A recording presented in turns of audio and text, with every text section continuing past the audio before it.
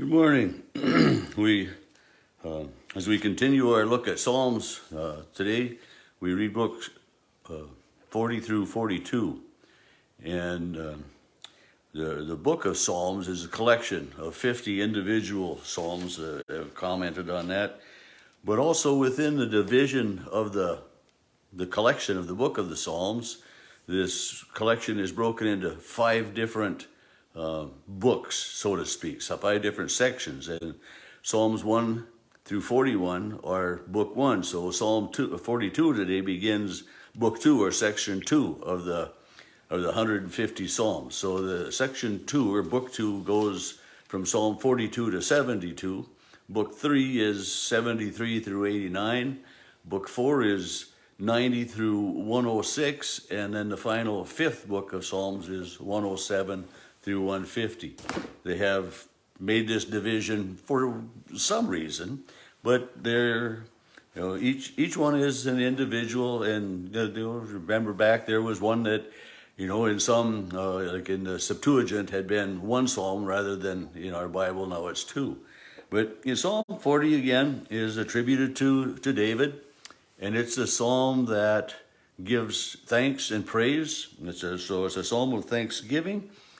But also it includes, again, a plea for help.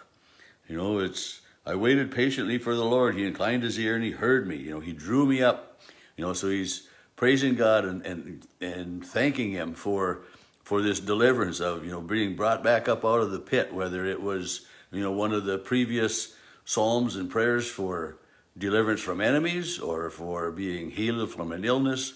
But, he's remembering that the Lord heard him. He set my feet upon a rock, making my steps secure. He put a new song in my mouth. And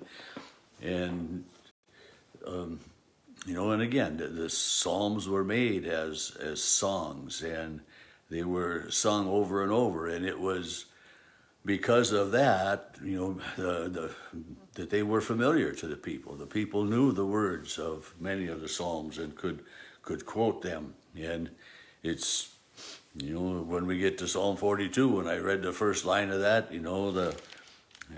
as the deer longs for flowing streams, so my soul longs for you, O God. That's the first part of 42, and it's, as the deer panteth for. Just boom, like that. The melody of that song came into my head, and this is, one of the things that makes it easier to remember verses. I remember telling the confirmation kids one time that, to memorize something, if you can find the meter, a song, a tune or something, and put the words to a tune or make up the own melody in your head, it's easier to remember. And one of the boys did that. And of course, what happens? The rest of the kids make fun of him for doing that. So he never did that again.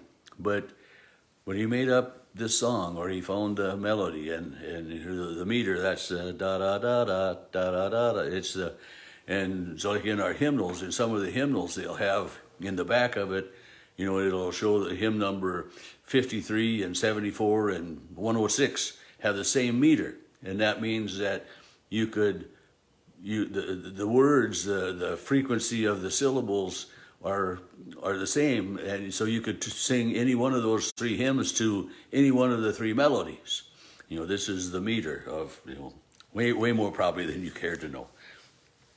But again, we go on, and and he's happy are they who trust in the Lord, and so it's remembering God and the thanksgiving given to him.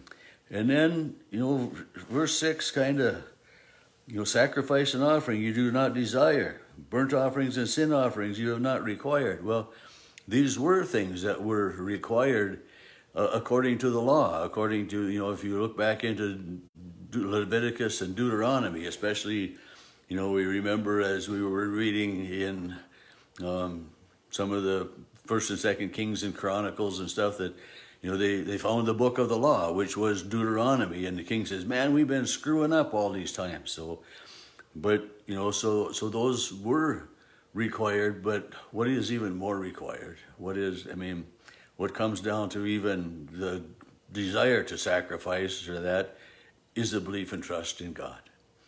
And so, and he says, David writes, then I said, here I am. In the scroll of what is written, I delight to do your will, O God. And this is where we need to be. We need to be delighting in God and delighting in doing what it is that he would have us do. And, he says, your law is within my heart. If I delight to do your will, O God, your law is within my heart. And this was years before Jeremiah was a prophet, many years after David had died and was buried. But in Jeremiah 31, verses 31 through 34, Jeremiah talks about, and God says, the day is surely coming that I will make a new covenant with you, and I will write my words upon your heart, and no one will need to teach you, because you will know them, because they will be written upon your heart. And he said, I'll put my law within them, and I will write it on their hearts, and I will be their God, and they will be my people. No longer shall they teach one another. So here's David saying, your law is written in my heart. It's, in a way I relate it to my conscience, or our consciences, and again, some people don't have a conscience, just like some people don't seem to have common sense, but our conscience tells us, right and wrong. And so this is the law of God written within our hearts. I really truly believe that. And so it goes on, do not withhold your mercy from me. And so it's a song of thanksgiving, but yet also within all of that, just kind of the reminder that there are things that are needed. There is healing, there is forgiveness that's needed in all of those things. And as this Psalm 40 ends, I am poor and needy, the Lord takes thought for me. Though I am poor and needy, the Lord knows who I am. He knows my needs. You are my help and my deliverer, so do not delay. He's asking God to be expedient, but yet he knows that even though he's poor and needy, God knows who he is, and God knows his needs. Psalm 41 is again a lament for illness, for a plea for healing, and we've seen that so many times in the Psalms so far. And the Lord, happy are those who consider the poor. The Lord delivers them from trouble. He protects them. And then verse 4, O Lord, be gracious to me. Heal me, for I have sinned against you. And, so sometimes maybe the illness that David's talking about isn't a physical illness, but the illness of sin. Because sin is. It's one of those things that continually affects our body and our body and our mind. And we need to be healed from that sin. And, sometimes we get comfortable in a sin, and we need that healing. So that's just, it's most likely that he's talking about, a physical ailment of some sort that way. But it's a reminder that, we are sinners and we are in need of healing. And in Jesus Christ, our sins are forgiven and we are healed and made one with God. He says, my enemies wonder in malice when I will die and my name will perish. And they come to see me with empty words while their hearts gather mischief. My enemies can't wait until I'm dead. That's not the kind of people we want to have in our lives. People that want to see us dead or want to see us gone. He says, all who hate me whisper together and they imagine the worst for me. And I think most of us can say that, yeah, we've had somebody that just really doesn't seem to like us and really would just as soon see us gone from whatever, and so we can identify with David and hear his plea and echo that very same plea. They think a deadly thing is fastened on me and I will not rise again from where I lie. And so this is definitely a physical illness, that he's, maybe getting close to his deathbed on, and his enemies are just all right, but because as king David had enemies. We know that. Any political leader does that way. But anyway, so we have that prayer again. And Psalm 42, again, as I said, is the beginning of book 2. As you know, they were collected. It was, it might be like we have, Songbook 1 and Songbook 2 and Songbook 3, and so they were kind of divided that way, and maybe that's how the division came about. I'm really not sure. But Psalm 42 starts out with this longing for God. As the deer longeth or panteth for the flowing stream, so my soul longs after thee.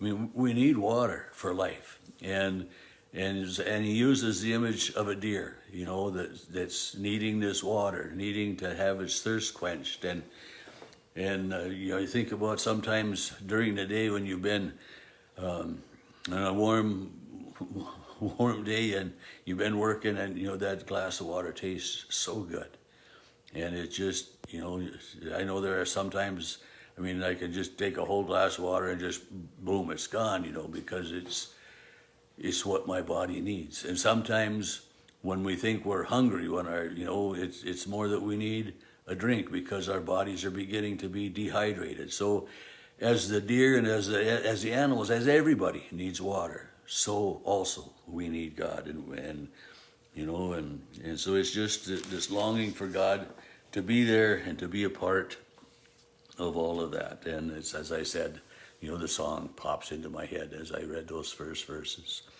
So may you long, may you yearn for God in your life, and may He hear you.